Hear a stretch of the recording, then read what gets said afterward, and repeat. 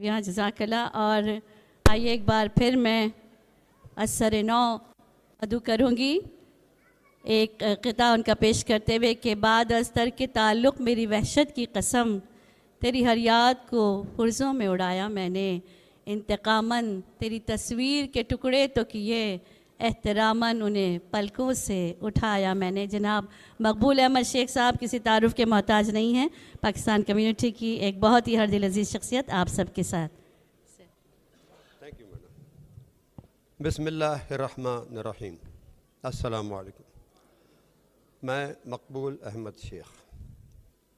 मुझे आज बेहद खुशी है कि हमने अपने दोस्तों से, अपनी कम्युनिटी से आज से 3 महीने पहले एक वादा किया था कि साल 2026 का पहला मुशायरा इंशाअल्लाह मैं और नासिर मारूफ पाकिस्तान सिफारत खाने की मदद से और पाकिस्तान सोशल क्लब के बैनर तले हम करवाएंगे।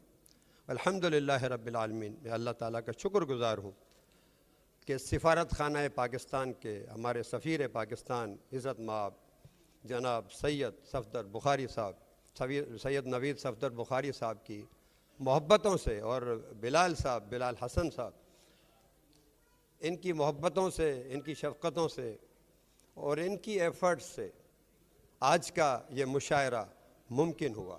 आप प्लीज़ हमारे सिफारत खाने के लिए, हमारे सफ़ीर पाकिस्तान के लिए तालियां प्लीज़।